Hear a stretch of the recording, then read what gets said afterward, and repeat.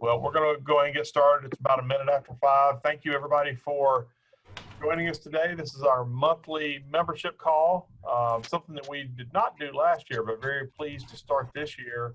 And really the purpose of this is twofold. One, each month that we've planned so far, we will provide a little bit specialized presentation on a topic that's important within the world of membership. And we will provide some time to follow up on that topic with questions, answers, discussion, and then we'll have some time, the last third, for just general discussion about what's happening in your districts, be able to share challenges, successes, best practices. We think this is a great opportunity on a monthly basis to help make us all smarter and better equipped with what we're doing on membership. So this month, we're going to take a little bit deeper dive on information to help clubs set up to hold hybrid meetings, those meetings where they can support both in-person and remote members who want to be a part of the meeting. We think this is something that we're going to see a lot more need for. Our various states, from Pennsylvania to South Carolina, are in various stages of reopening, hopefully not having to pull back any of that, but we think it's going to be an important topic. So I am going to shut up now and turn the microphone over to Associate Coordinator Terry Weaver and let him take it away. Thank you, Patrick. What we're here to talk about today is something you've received called the Hybrid Meetings Technology Guide. This is a collaborative effort. I sort of initiated this project, and then I put out a call to the techies across the two zones. Marshall provided some great input, as did Ken Dresser. David Stovall, as you know, has a lot of, probably as many Zoom hours as any of us. And so he contributed as well, along with 2 or 3 others. And so the whole idea was that, you know, we have 1,700 clubs between South America and Pennsylvania, and there's no good reason they should all have to figure this out for themselves.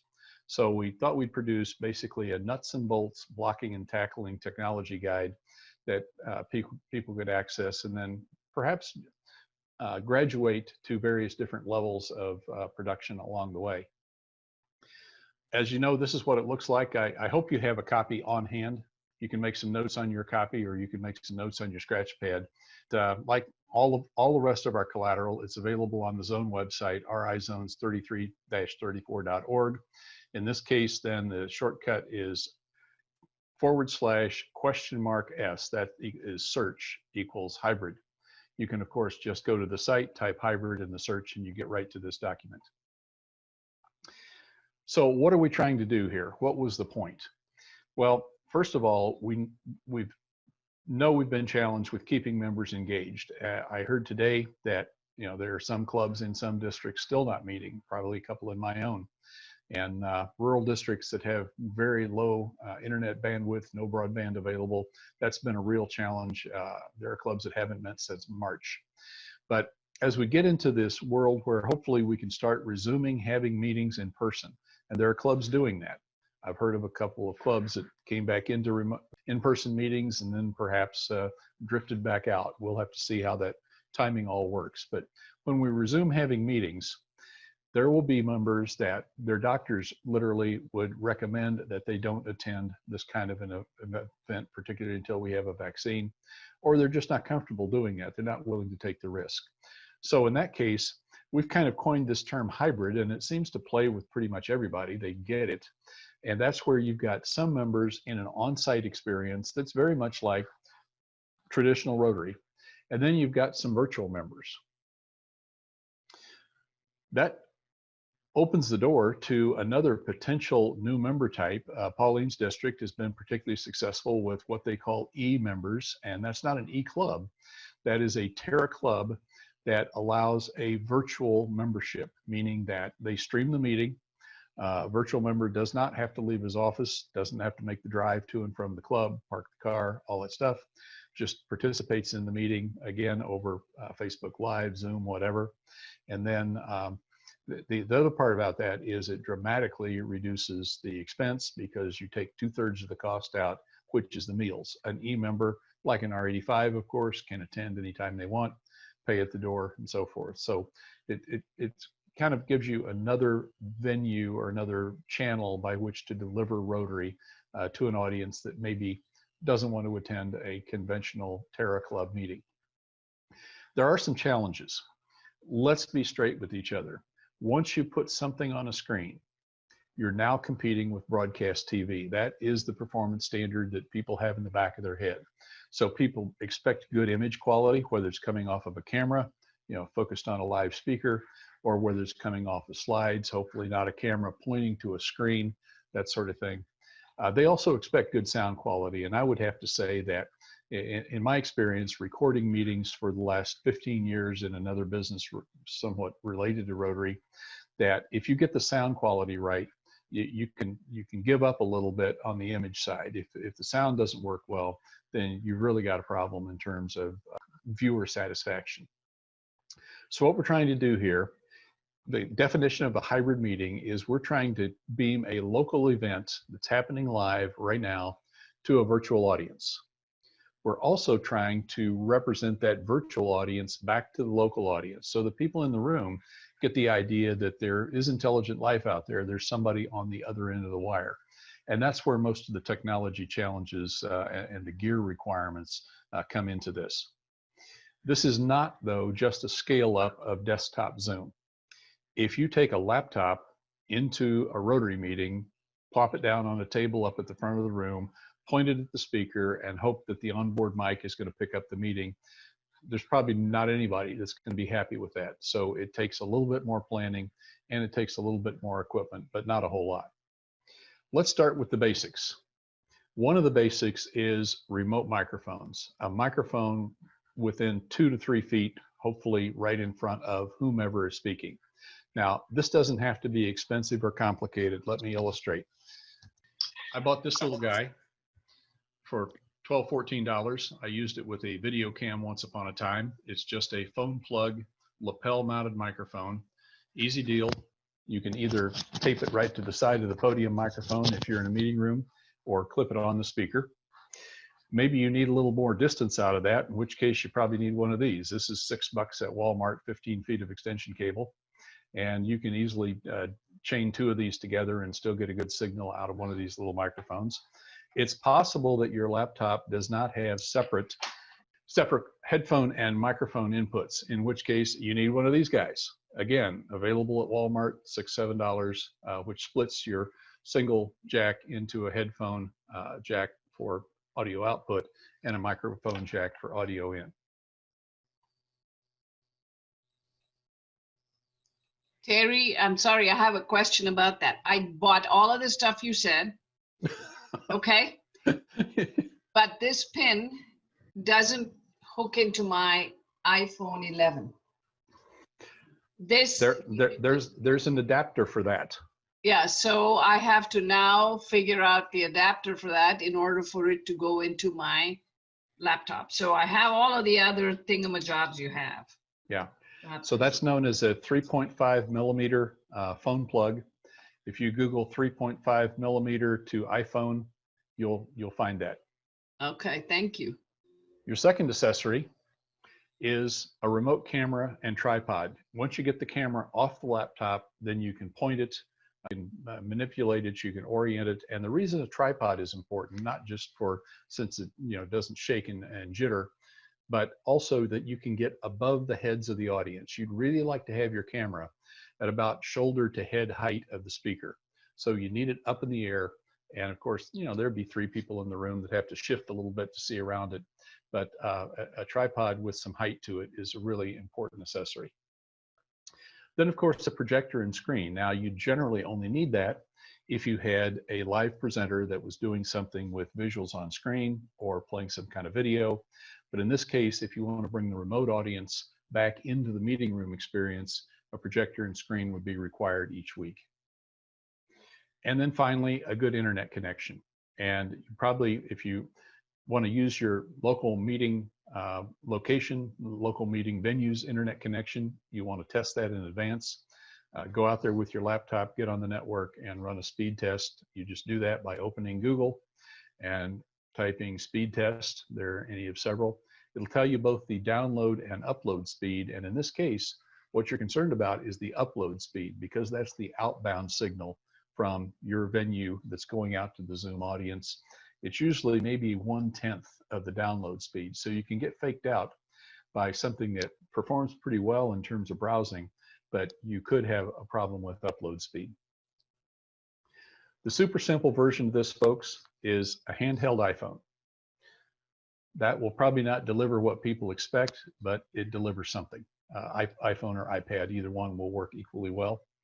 Improve that greatly by adding a tripod mount. And again, on Google or Amazon, just Google tripod mount for iPhone.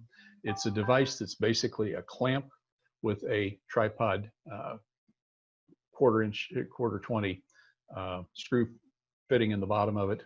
Same thing is true of a tablet, and it just basically clips around or snaps around or drops in. 1,000 different schemes out there. If you don't like the first one you order, send it back, get another one.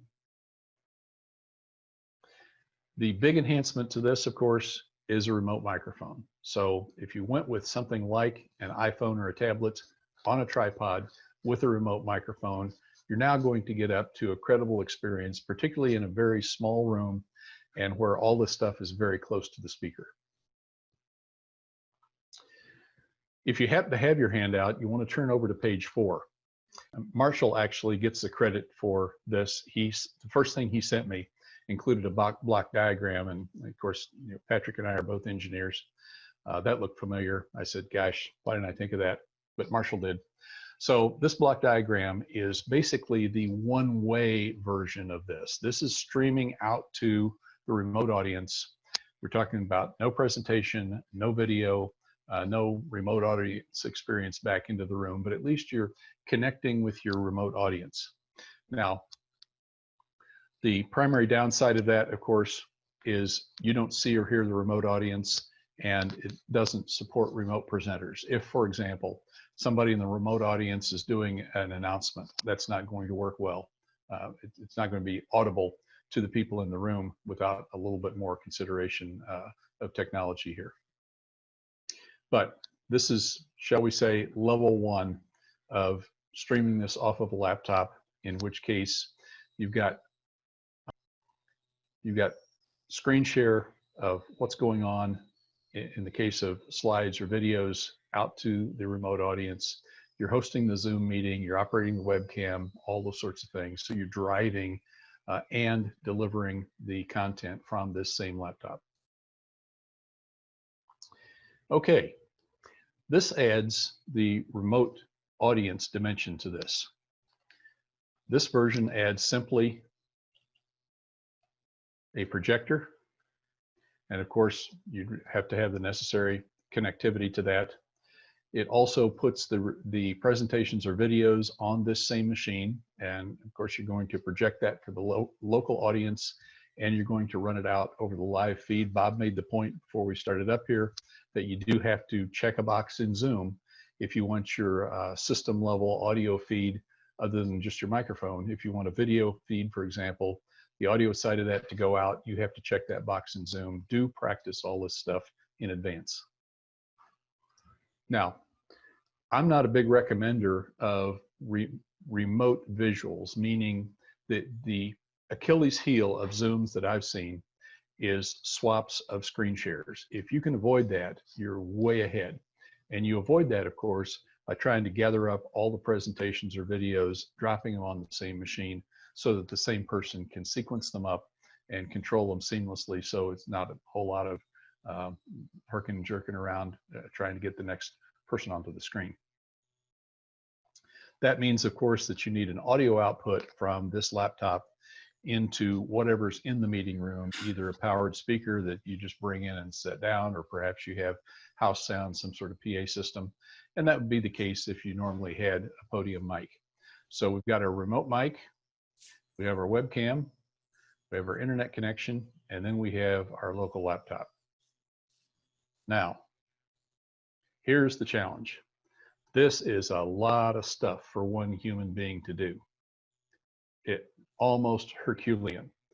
It's also a lot of load on the local machine. Zoom doesn't Zoom doesn't support things very well. Once you start screen sharing, you lose a lot of your controls of the Zoom call when that happens. So this will work, this can be done, but somebody's really got to be on their game as the operator in this sort of scenario. You'll have much better results with an alternate scheme that we'll cover in a minute, but this is what that looks like. This is a projector. This is a laptop, closely coupled, sitting on the same cart. And you'll notice the height of this webcam. See, this webcam is a couple of feet up above the height of the laptop, and that is really key to success. This is just a little tripod mounted webcam with the webcam right up here. Over here on this side is the gallery view of the Zoom audience. So what the Zoom operator has done, you can almost see it on the screen here. The Zoom operator has toggled into the Zoom feed in the projector, so the local folks in the room on the screen get a sense that there's intelligent life out there, and the rest of their club is over on the other end of the broadcast. Now, this adds a second operator. This is really preferred, and frankly requires one more laptop that we literally found 2 spare Dell laptops back in a closet at our club office. I upgraded some software and some memory, and those things are ready to go. Now we have a division of labor. We have a division of labor between an operator on the left-hand side, and that person is only concerned with taking the local experience and streaming it out to the remote audience. So they're concerned about microphone levels, they're concerned about running the webcam, they're concerned with managing chat, muting and unmuting participants, that sort of thing. But they basically are just driving the meeting. They don't have to worry at all about what's on the screen. They don't have to worry at all about content. That goes to operator B, who's over on this machine. That's where you have the presentations and videos stacked in advance. That's where you have your video output to the projector. That's where you have your audio output to the local PA system or powered speaker. These are both, of course, talking independently to the internet, and they are both a Zoom operator. But in this case, you can also run a nice enhancement is to run some pre-meeting slides. My club does a nice job of this. Our club admin, Michelle, puts together a slideshow of just members having fun together, members being Rotarians, put some music behind it, and that runs for about 15 minutes before the meeting starts. Then, of course, any slides that the speaker needs, any videos that are being presented, and then when that's not happening, then you mute your audio on this machine, and you screen share the remote audience up to the projector. Any questions before I leave this? This is sort of, shall we say, this is the Sears better, probably the recommended version of approaching this with 2 machines, 2 operators. It's a lot less work. It's a lot less technical foul-ups. Other questions? We do have a little bit of time. Yeah, Terry, there's a question in chat from Pat Borowski. Do you find that an iPad is not as good as an Apple phone, given they are the same version? I personally don't have experience with either one. I think depending on the version of iPad, of course, I'd expect that performance to be probably virtually the same. Depends entirely on the quality of the camera. Okay. And that remote microphone feed is just critically important if you're trying to do it off a device like that. Quick question. This is Audley. I'm just curious, and for the DMCs that are here, if they know what the room setup throughout their districts, because some clubs might be meeting at a location that has all of this already set up, and that would be really, really beneficial. Luckily, my club is currently meeting at a restaurant, and they had a conference room to the side, and it has been super fantastic. It's just been one plug-in HDMI cable, and that feeds the projector and the audio in the whole room. So I'm just super amazed by that. I was just curious during the course of the next couple of months if any club may have that kind of setup at their club meeting facility. That would be something that we could suggest the clubs to look out for as well. My experience, oddly, of course, goes back a few years, not into the last century, but thereabouts. But in our particular district, the meeting locations of our clubs, at the most, they might have an on-site ceiling mounted projector and PA system, but probably not much beyond that. Okay. Anyone else? Yeah, we're starting to see a lot of large monitors that Yeah. take, and that's working really great at my own club. Exactly. Now, in a situation where you have a large monitor, of course, you know, this HDMI or VGA connection goes to the large monitor and the projector's out of the picture. You don't have something else to drag in and something else to set up. I would always bring my spare. Okay. Now we get to the graduate version.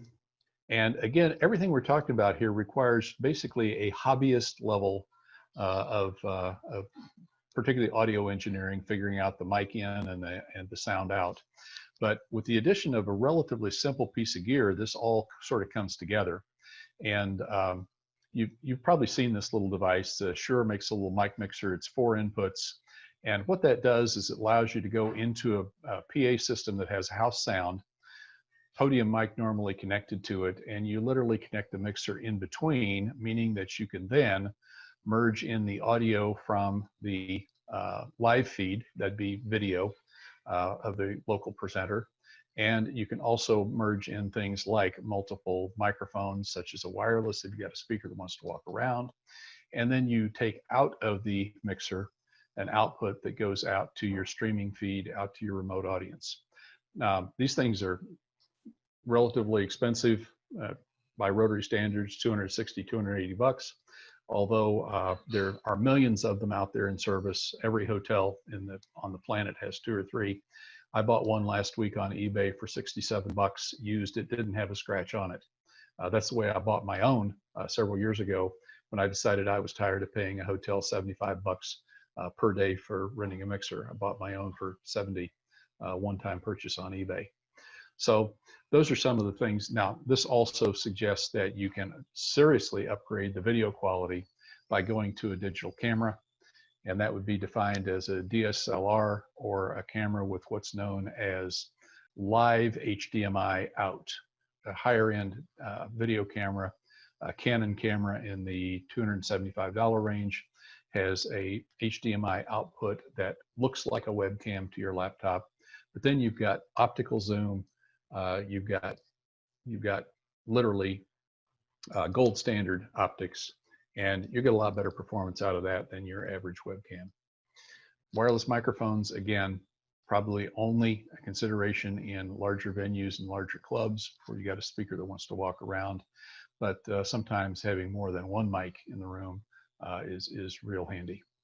The links in this were also provided by Ken Dresser, who does all the same kind of work for his church. He's a remarkable resource in that respect.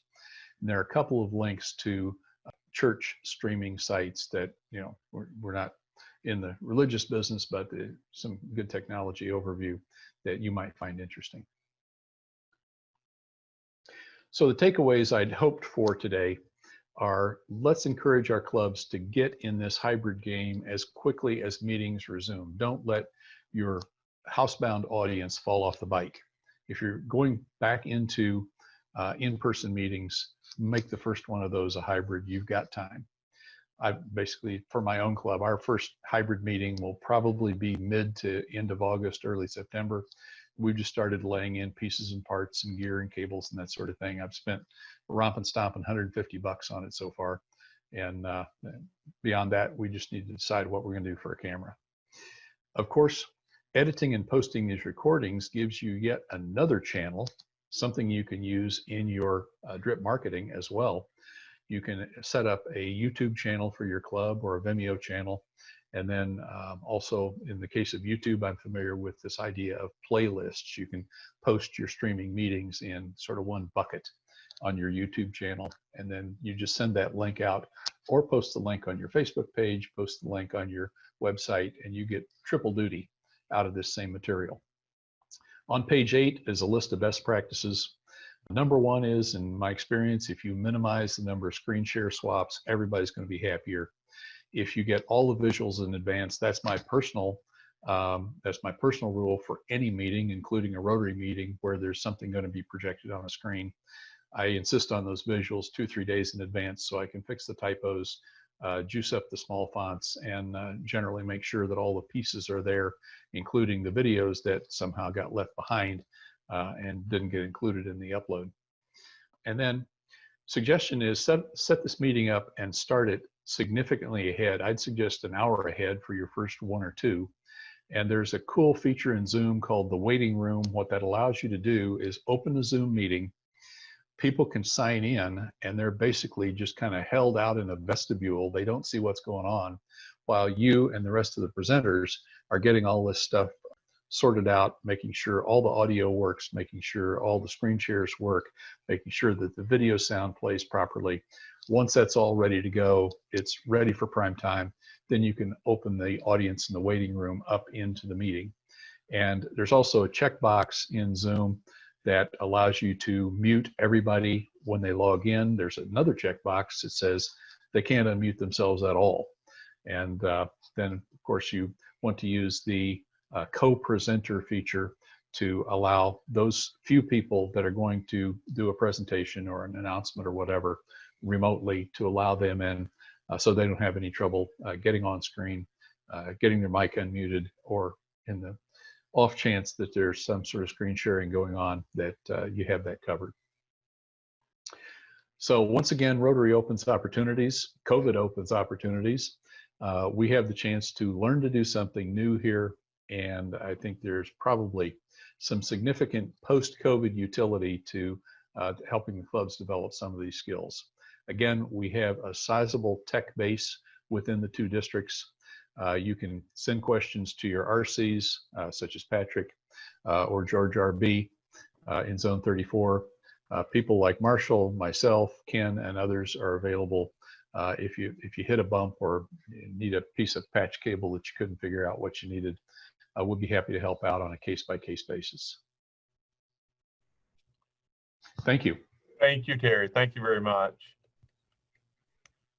And we do have time, another 10 minutes or so to be able to talk about this topic. Any questions? We also have at least two other very skilled video folks here in Marshall Butler and Andy Van Hook. So if they have anything they want to weigh in with, I invite either of you to add anything that would be helpful. Yeah, Terry and Patrick, if in your next session, you could talk about how to post your recordings on YouTube. So let's say each of us addresses our district, has a recording that not long, maybe 3 minutes to 5 minutes. We want to post it on YouTube. What's the best way to do it? How to get the best clarity in it, and so on. If you could add that part to your presentation next time, please. Sure. I have a question. I was just wondering, when you start, you said if you open up the Zoom and have the waiting room going, for most of my clubs, they have the free version. When does the clock start? Does it start when the waiting room is initiated, or when the first person checks into the Zoom? When the host opens the meeting is when the clock starts. Okay, thank you. And frankly, we're talking less than $200 for an unlimited license, 100 seats, and all the time and bandwidth you can eat. That's not a big investment for a club to make. If they hold on to one member as a result of getting themselves a license that they don't have to worry about timing out, it's in my view worth the money. $2.50 a meeting. There you go. And Pauline, if that's too oppressive, 2 clubs in the same area that most likely don't meet at the same time could even split a license. Like the zone, my district bought a license and has offered it out to the clubs for borrow. They just go back through the zone administrator, who makes sure that 2 clubs don't sign up for the same time. If you have only a 1-seat license, you can only have 1 meeting simultaneously. but you can have as many back-to-back as you want in the course of a day or a week. Gary, I have a question. In terms of miking the local audience, the people who are at the club but are not the presenters, because at the beginning of many meetings, there's a lot of participation there. They're not going to be picked up all that well on a podium mic, even if it's remote and can be, you know. Would you suggest just a kind of a mic on a mic stand out in the audience somewhere in order to best do that? That's, Rebecca, where you get into this game. And my suggestion for that, if it's a larger room, you might want a couple of handheld wireless. Now, you've been in zone sessions where we've had that, where, you know, you had a couple of folks literally walking around with a handheld wireless. That's not that hard to do. One of those could be the podium mic. You just pull it off and use it as a wireless during that happy bucks or whatever sort of time. And you know, these devices again are coming down in price. I will tell you also that don't discount eBay. Shure, for example, SHURE, one of the biggest brands in audio in the world. That stuff is readily available, used on the internet, and it's like new. The stuff will be here when the pyramids are gone. It's literally industrial strength. I bought a lavalier microphone and receiver set, Shure, for something like 125 bucks. They're 375 new. Like I said, I bought the mixer for 67 bucks versus 257 list price. And there's a lot of gear out there. And those are good thoughts. What we're trying to do is we're trying to bring to that remote audience as much of the, and that's when your camera on a tripod really becomes important, and when camera zoom really becomes important, just so you can pivot around and catch that happy bucks comment like you were there, versus you know, just some conversation in the background. Other questions, comments on the tech side, the hybrid meeting? Terry, this is Jack Cohen. I tell you, a lot of our clubs, we have older members, and they're not getting in because they're uncomfortable of figuring out how to even click on a link on a computer. I think if we could type up something to send out to those folks how simple it is, maybe they'll feel a little bit more comfortable about trying to get on. We had that problem. We have a 92-year-old, our oldest Rotarian. He's also our sergeant at arms because he knows everything. Two of our younger members put on masks and actually put on gowns and went to his house. And they had bought him a Kindle Fire, took it to his house and showed him how to use it. And he's been on every meeting since. That's and great. My idol. If a 92-year-old can do it, I damn sure well better be able to. Yeah, I just wanted to say that as part of our matrix of learning for the District 7620, we believe in training everybody on the new platform that the current DG will be using, so that people understand what will be used, and we'll have it uniformly used by the whole district. And that's something we have planned. And I want to add that those extra kind of efforts are going to be required if we want to keep our members engaged. We're going to have to do a little bit more than most any other time in our collective Rotary tenures. But that's going to be part of holding on to our members, keeping our clubs as robust as possible. So I want to encourage you to take these success stories that you've just heard. If we can get a 92-year-old sergeant at arms connected like that, then we can get anybody connected. It's critical. One thing I will say also that I've seen, it seems that for my club, the Zoom meetings, I made a comment in the notes, but the more seasoned members have been the ones who have tuned into the Zoom meetings more than the younger folks. But also it's shown me who the engaged members are, because it tends to be the people who continually show up every time. They haven't missed one Zoom meeting. And, you know, they're the people who don't regularly miss Rotary meetings. So to me, it starts to show you who those core members are that you can reach out to as well kind of help with this mission of getting other members involved and engaged in the effort to attend these Zoom meetings.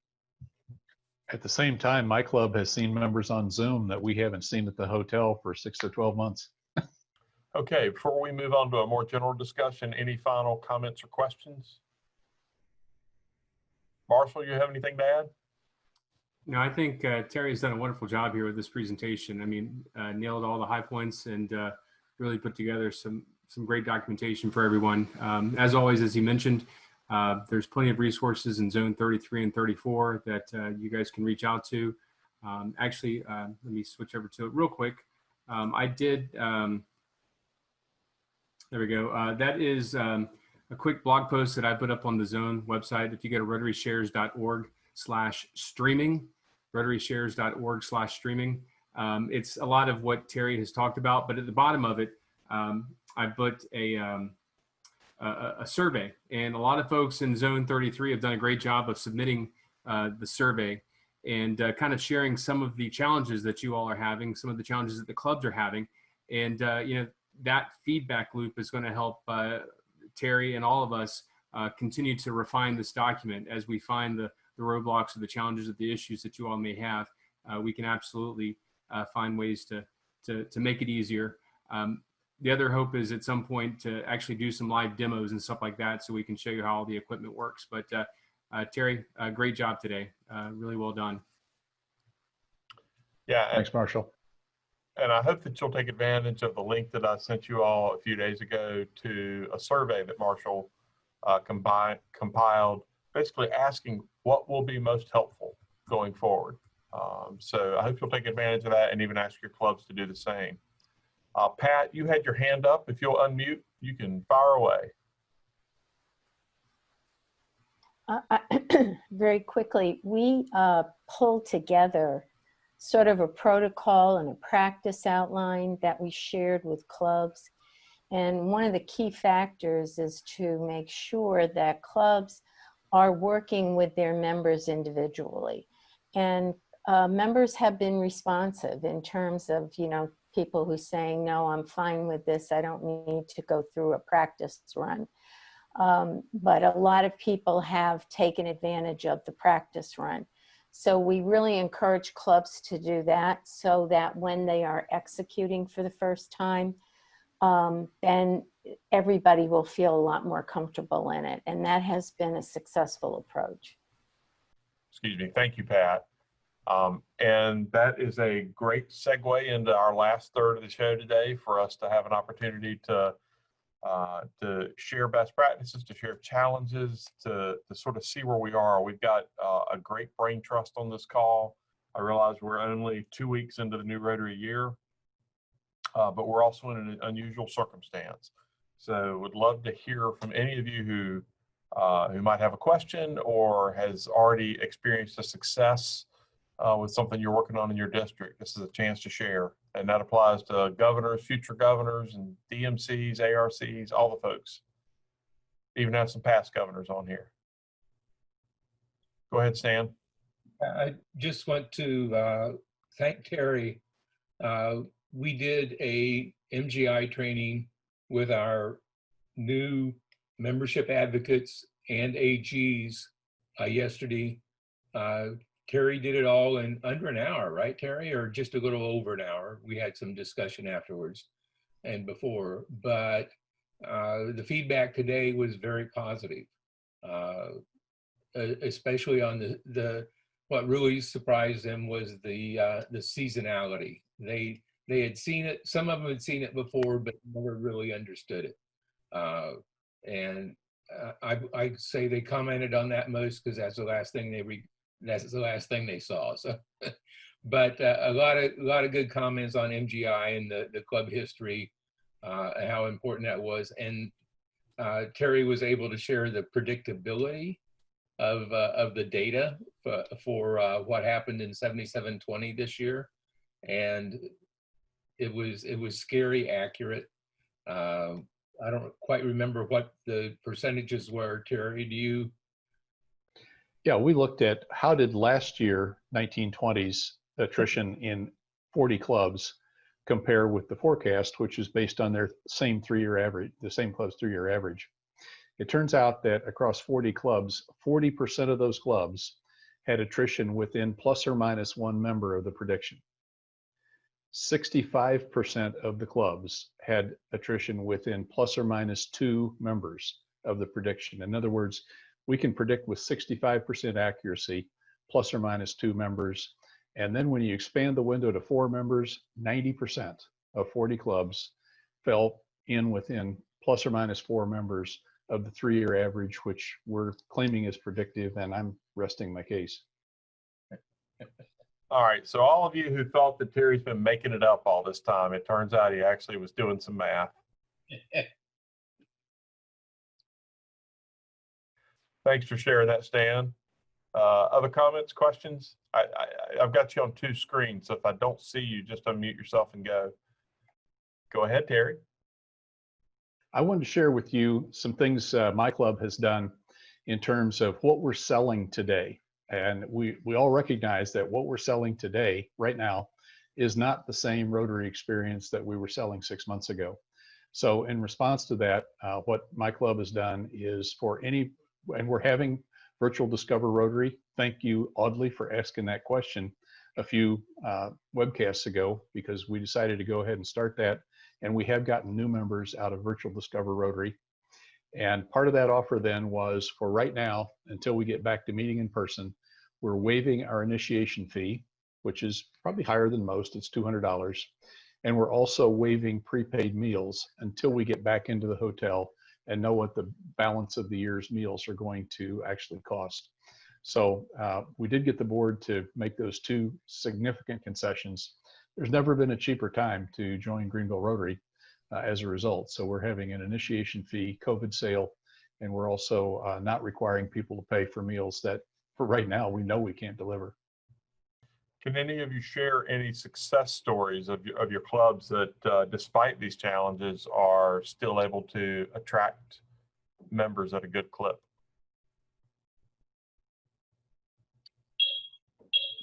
This is Jonathan from 7610.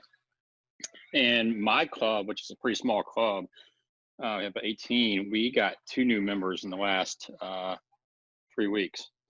And that's because, one, we're really spending a large amount of time reaching out to people who either we get through RI leads or have a lead elsewhere, and focusing on understanding what their needs and wants are versus trying to sell them on the idea of Rotary right off the bat.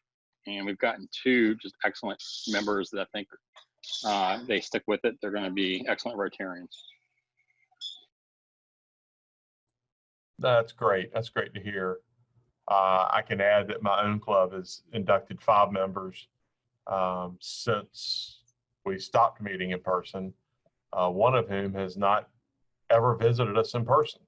He's only visited us virtually and has joined. So he may regret that once he meets us in person, but for now, we've got him. Patrick, this is Carol, and I was very surprised the other day to get a message from a new young Methodist minister that's moved into our community. And the first thing that he asked about was, he said, I've been told that you're my go-to person for Rotary, and I want to join your club. And so we're going to be very excited. He's young, he's a minority, and he's got lots of energy. So I think he's going to make an excellent Rotarian. And best part is when the person who's given the invitation doesn't show up, you got someone ready to go. Absolutely. This is Pat from 7610. I was going to underscore this issue of service.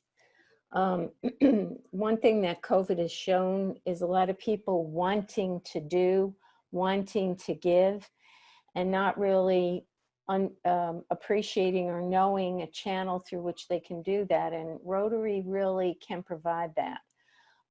We've had clubs who have continued significant food programs in their communities, and those clubs have gained membership.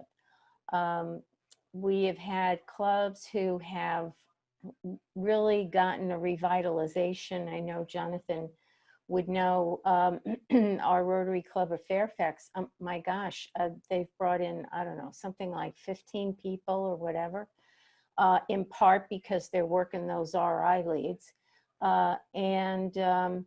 So I think that there is opportunity, and clubs should not feel crestfallen or perceive that these circumstances are going to cause them to lose ground. I think there's really an opportunity here for us, even more so. Thank you, Pat. I agree. Have any of you run up against challenges that have been difficult to solve so far that you want to put out to your colleagues for ideas? Can I ask a question of the group? This is Pat again, I'm sorry, but how does everybody handle clubs that I would label fading away and not grasping or maybe caring? I can't really, how do you approach those clubs? I need ideas. Pat, are you talking about clubs that have gotten smaller and smaller and smaller and are in danger of? Correct. Just like Terry puts, has showed us, these clubs are on that. I thought one of the previous things when Terry was talking about, which I think is a more effective way, talking about sustainability, and they have really gone below that. And I mean, and they won't change. And there are some of these clubs, one in particular I'm thinking of, is they have a large, older Rotarian, some of them are infirm, and it breaks my heart that, how do we move them? It's not just being virtual, but having them in a vibrant club. It's really, it's a big challenge. Patrick, can I answer to that? Get on it, Sean. Okay. Pat, here's my situation. We just merged districts a year ago. So I went from having 29 clubs, 26 of which I kind of knew, to having 55 clubs, which includes 26 I kind of knew and 26 that I didn't know at all. And I've learned over that time that there's different reasons why they are that size. So I don't know if there's one answer to your question, other than maybe you have to figure out what makes each particular miniature audience receptive. Some people are small and dwindling for one reason. Some other clubs are small and dwindling for some other reason. So the first thing I have done as a 2-week-old district governor is grab each opportunity like that. I mean, squared up, just head on, and find somebody, not necessarily the old regime, no offense meant by describing it that way, but whoever it will be that will talk to me, that will tell me what the real problem is, not the spaghetti's cold or it's dark by 6:15 in February. That's not the real reason. Anybody who will tell me what's what. And I've noticed that this virus and the way that some people have been restricted and other people being willing to find alternatives to being quarantined are the ones that are most vocal. Now, sometimes that's part of that same regime. Sometimes that's the younger member that just doesn't want to see the club that they've only been a member of for 2 years disappear versus the one that's been a member of it for 40 years who's almost to the point where they could care less and they don't mind if the club dies with them. So I think that's what's made us most successful so far moving forward is to figure out why it is that way and then kind of customize your list of potential solutions based upon what you discover and explore. There's my 2 cents from a young guy Sean, still 90 years. Yes, sir. I would add to that, and I hear a lot of wisdom in what you're saying, that typically there is somebody in the club who is resistant to change and someone in enough power to keep that club from wanting to change. So I think what Sean's talking about is finding that person who cares about the signature project of the club or a tradition of the club that is productive or something that matters enough to have a change in the way that club does business. Because it takes a disruption in what that club is doing to change the glide path, as Terry calls it, to zero. Yeah, if you Finding go- that person who will talk to you and have a conversation about what it's going to take, I think that's good advice. I think if you go and you find just the people who are dead set on against having virtual meetings, and instead find the ones who are more willing to have virtual meetings than watch their club fizzle out, those are the ones that will make your job easier trying to help them. When I was in Sean's shoes several years ago, I visited a club with 12 members. They had dwindled from about 30 to 12. I heard all the reasons that they couldn't change their meeting time, which, by the way, was Monday morning at 6:45 a.m. Couldn't do it. These two guys, these two charter members wouldn't allow it. And I said, well, then I have a question for you. Which one of you who I'm talking to is going to turn out the lights? Because that's where we're headed. Somebody here is going to have to turn out the lights on this club. So you have to decide, do you want to let these two guys continue to run it, to be so resistant to change that you're going to continue to be unattractive? No women in the club, by the way. Or is someone going to say, for the health of this club, for the actual viability of this club, we have to make some changes? They ran it into the ground, just to tell you. But so I can't say that I succeeded on that, but I think sometimes it takes that kind of straight talk.